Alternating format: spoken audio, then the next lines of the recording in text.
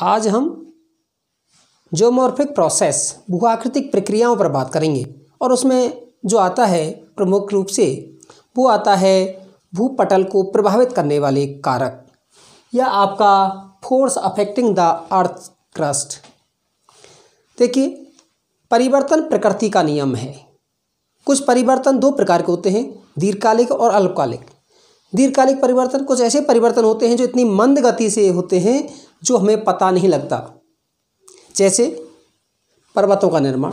आप देखिए, कोई पर्वत ऊपर ऊंचा उठ रहा है, हमें पता नहीं लगता कि जैसे उसके बारे में बताया जाता है माउंट एवरेस्ट हिमालय की सबसे ऊंची चोटी है, वो ऊंची उठ रही है, लेकिन क्या किसी ने देखा है क्या?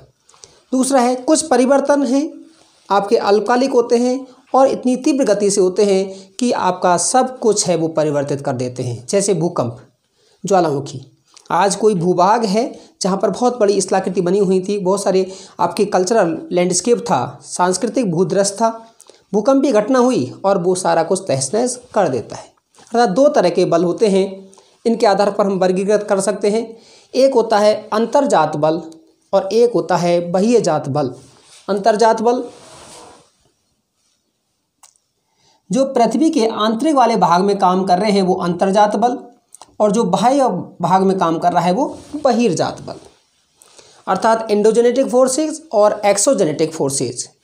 दूसरा चीज़ भी कह सकते हैं एंडोजेनिक या एंडोजेनेटिक, एक्सोजेनेटिक या एक्सोजेनिक। अर्थात ये कौन से हैं? ये बहिर्जात बल और ये कौन से हैं? अंतर्जात बल। अब अंतर्जात बल कहाँ से इसको शक्ति उत्पन्न होती है? अंतर्जात बलकों के लिए जो फोर्स जो मिलता है वो मिलता है पृथ्वी के आंतरिक वाले भाग से उत्पन्न ऊर्जा के अंतर के कारण है, और उस अंतर के कारण है आपकी आंतरिक शक्तियां हैं वो उत्पन्न होती हैं। बाह्यजात बल सूर्य की जो शक्ति है, सौर शक्ति है, उसके कारण बहिर्जात बल हैं वो प्रभावी होते हैं। अब अंतर्जात बल, कई बार हम पढ़ते होंगे कि धरातल असमतल क्यों है, बाह्य अर्थ क्रस्ट इज अनइवन, कि आपका अर्थ आपका अनइवन क्यों है? देखिए, अंतर्जात बल है पृथ्वी पर असमानता, यहाँ से ज्वालामुखी क्रिया हुई, यहाँ से असमानता उत्पन्न करेंगे, यहाँ कोई पर्वत पठार का निर्माण कर देगा। और वही जात बल है इस पर कटाव करेगा, अर्थात काट छांट का कार्य करेगा, वेदरिंग होगी, इरोजन होगा और ये सारा कार्य आपका करेगा। तो ये आपके अंतर्जात बल हैं, धरातल पर असमानता लाते हैं, तथा बाह्यजात बल हैं, धरातल पर समानता लाने का कार्य करते हैं, और दोनों के संतुलन से ही ये सारा कुछ संभव हो पाता है। हम बात कर रहे हैं अंतर्जात बल। अब अंतर्जात बल भी हमारे दो प्रकार के होते हैं, एक होता है डिस्टॉर्फिक फोर्स और दूसरा होता है सडन फोर्स। देखिए, डिस्टॉर्फिक फोर्स पटल विरूपण बल, पहला है पटल विरूपण बल। पटल विरूपण अर्थात वे बल जो कि पृथ्वी के धरातल पर है, धीरे धीरे काम करते हैं, उन्हें पटल विरूपणी बल कहते हैं। और ये दो प्रकार के होते हैं, एक होता है एपिरोजेनिक और दूसरा होता है ओरोजेनिक फोर्स। अर्थात आपका महादेशजनक बल और दूसरा होता है पर्वतीय बल। जो आपका महादेशजनक जो बल है उसमें वर्टिकल मूवमेंट होता है, अर्थात लंबवत संचलन होता है ऊपर नीचे की तरफ, और जो पर्वतीय संचलन है उसमें हमारा हॉरिजेंटल मूवमेंट होता है, क्षैतिज होता है, पश्चिम पूर्व की ओर होता है। दूसरी चीज़ और है, अब इसमें हम बात कर लेते हैं जो वर्टिकल मूवमेंट है। अब वर्टिकल मूवमेंट दो तरफ होगा, या तो वर्टिकल ऊपर की तरफ जाएगा, या तो ऊपर की तरफ फोर्स होगा या नीचे की तरफ होगा। अब जब ऊपर और नीचे की तरफ होगा, मान लीजिए ये कोई स्थल वाला भाग है और यहाँ इस तरह का संचलन होता है नीचे की तरफ। अब जब दो तरह का होगा तो इसे दो स्थिति उत्पन्न होंगी। सागर वाला भाग है, वहाँ पर निर्मगन होगा, स्थल वाला भाग होगा उत्थान होगा। कैसे? यदि कोई स्थल वाला भाग अपनी समीपीय सतह से ऊपर उठ जाए उसे कहेंगे उत्थान, अपलिफ्टमेंट। अपलिफ्टमेंट। और यदि कोई सागर का तटवर्ती वाला भाग सागर से ऊपर की ओर उठ जाए, अर्थात इमर्जेंस हो जाए, निर्गमन कहा जाता है। सागर से कोई बहाला भाग है ऊपर की ओर उठ जाना। दूसरा है डाउनवर्ड मूवमेंट, आपका फोर्स है जो अधोमुखी संचलन है, जो बल है उसके कारण है। दो चीज़ स्थिति होती हैं, एक सबमर्जेंस होता है, एक सबडिडेंस होता है। अर्थात जब कोई सागर का भाग सागर में नीचे की तरफ डूब जाए उसे क्या कहेंगे, निमज्जन। और यदि स्थल वाला भाग है नीचे की तरफ धंस जाए तो उसे अवतलन कहा जाता है। मेरे ख्याल से ये क्लियर होगा। उसके बाद सडन मूवमेंट में, सडन जो एंडोजेनिक फोर्स हैं उसमें कौन कौन से हैं, वोल्केनो आपका ज्वालामुखी है, आपका भूकंप अर्थक्वेक है, लैंडस्लाइड भूस्खलन है, एवलांस है। ज्वालामुखी क्या है, भूगर्भिक प्रक्रियाओं के कारण है। पृथ्वी के आंतरिक वाले भाग से गैस, मलबा, राग, धूल कण का पृथ्वी के धरातल पर ऊपर आकर गिरना, वो क्या कहलाता है, ज्वालामुखी क्रिया। अर्थक्वेक क्या है, प्राकृतिक या आपका मानव जनित कारणों से पृथ्वी का अचानक हिलना क्या है, आपका भूकंप है, जिससे तुरंत परिवर्तन हो जाता है। लैंडस्लाइड, अभी कोई पहाड़ी वाला भाग है, यहीं पर यह पहाड़ी है और यहाँ से मलबा गिर कर के नीचे गिर जाता है और मार्ग अवरुद्ध हो जाता है। बताइए तुरंत होगा या आपका धीमे धीमे होगा, अचानक होता है। एवलांस, जब किसी पर्वतीय क्षेत्र में या जहाँ बर्फाच्छादित क्षेत्र है वहाँ बर्फ़ का वेट अधिक होता है और बर्फ़ के वजन के साथ साथ बर्फ़ भी टूट के नीचे गिरती है और साथ साथ रॉक भी नीचे गिरता है, उसे क्या कहलाता है, एवलांस कहलाता है। तो ये आपकी कैसी घटना है, अचानक होती हैं, सडन फोर्स होती है।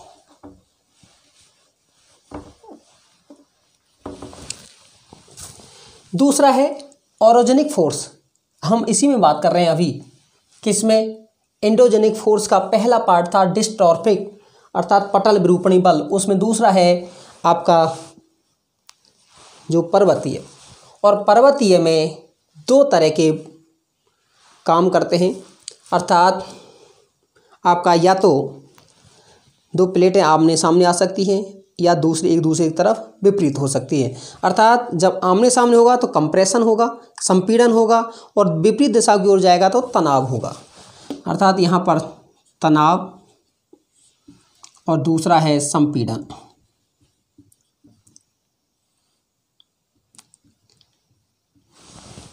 तनाव कैसे भी हो सकता है, लड़कों का आपस में हो सकता है, किसी को लेकर के भी है, लड़कियों में आपस में हो सकता है, किसी को लेकर के है, माँ बाप के साथ में बच्चों का हो सकता है, किसी तरह से हो सकता है। उसकी जिद है वो आपका तनाव। और जब तनाव होगा तो बताइए क्या होगा, क्रैक पड़ेगा, दरार पड़ेगी, तो वही है आपका तनाव, जिससे क्रिस्टल फ्रैक्चर पड़ता है, आपका भूपटल में है चटकनें पड़ती हैं आपका। अर्थात आपका जो तनाव होगा भूपटल विभंग होगा, इससे क्या होगा, भूपटल विभंग। और ये विभंग भी दो तरह के होंगे।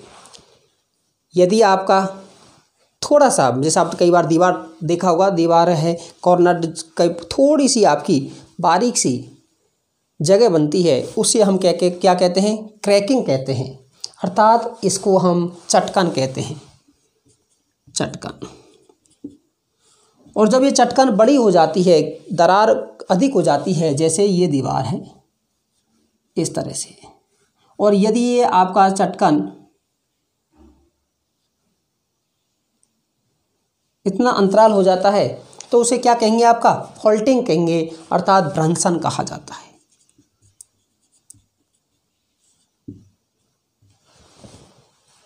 दूसरा मैंने बताया संपीड़न।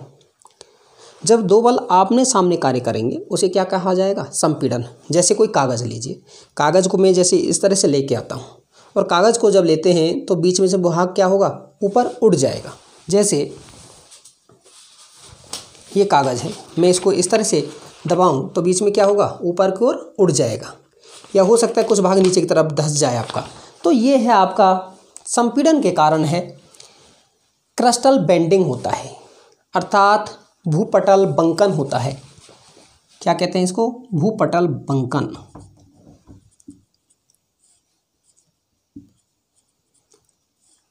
और इससे बंकन से दो तरह की चीज़ होती है, एक होती है वार्पिंग और एक होती है फोल्डिंग, अर्थात एक संबलन और एक बलन।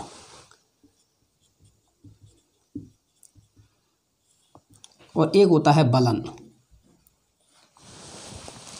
बलन क्या है?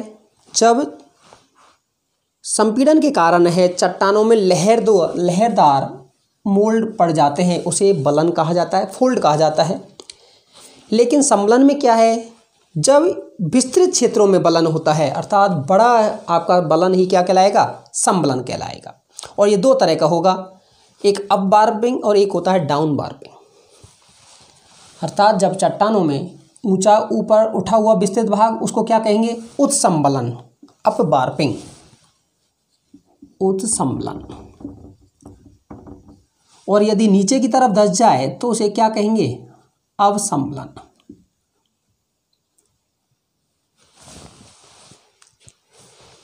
उसके बाद हम बात करते हैं एक्सोजेनेटिक फोर्स। ये तो है अंतर्जात बल, जिसके कारण है असमानता उत्पन्न आती है। जैसे आप लोग जो खान पान है, उस खान पान के कारण कुछ ऐसा खान पान करते हैं, कईयों को फोड़े फुंसी हो जाते हैं, वो किसके कारण है? आंतरिक स्थितियों के कारण है। लेकिन बहुत सारी चीज़ हम लगाते हैं, कई लोग हैं ऑपरेशन करा के उसको साफ भी कराते हैं, तो वही सारी चीज़ है। एक्सोजेनेटिक फोर्सेज क्या है? सूर्य, अर्थात इस शक्ति का जो जनक कौन है? सूर्य है, सन है। और इससे हमारा डिनोटेशन होता है अनाच्छादन।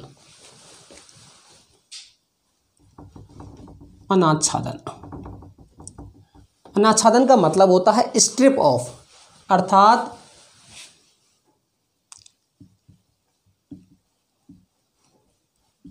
अनावृत करना, अर्थात भाग को काट करके अलग कर देना। और ये कई चीज़ होती हैं। सबसे पहला आता है वेदरिंग। देखिए वेदरिंग क्या है? अपक्षय, इसको कहते हैं अपक्षय।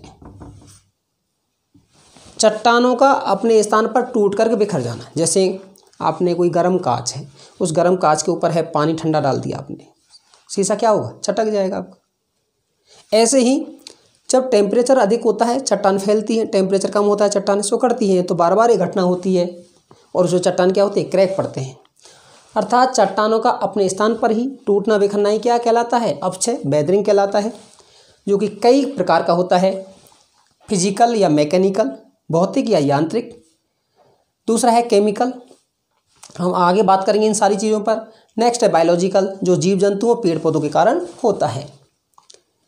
एक चीज़ होती है मास वेस्टिंग, भ्रक्षरण, और दूसरा है मास मूवमेंट। भ्रक्षरण क्या होगा? जहाँ ढाल तीव्र है और यहाँ से मलबा टूट करके है कहाँ गिरता है? नीचे की ओर गिरता है, उसे क्या कहते हैं? मास मूवमेंट कहते हैं।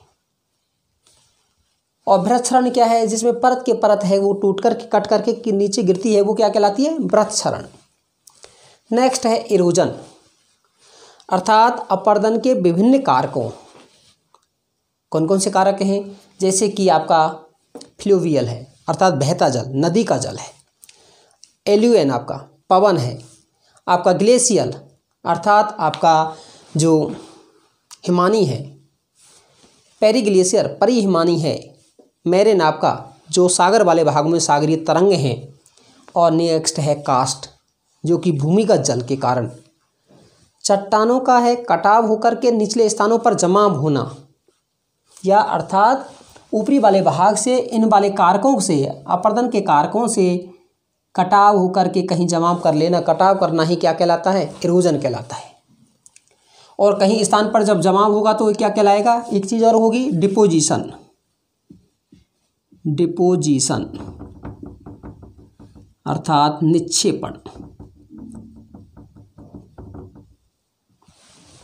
अब मुझे बताइए, अपरदन जब होगा ये पहाड़ी वाला भाग का, पहले यहाँ तक हुआ तो ये क्या होगा? भाग कट करके नीचा होता जाएगा, और किसी स्थान पर जहाँ जमाव होगा तो वहाँ क्या होगा? एग्रेडेशन होगा, अधिवृद्धिकरण होगा, अर्थात वो वाला भाग ऊंचा होगा और ये गर्त वाला भाग होगा तो वहाँ मलबा का जमाव होगा, और वो वाला भाग कैसा होगा? समतल होगा।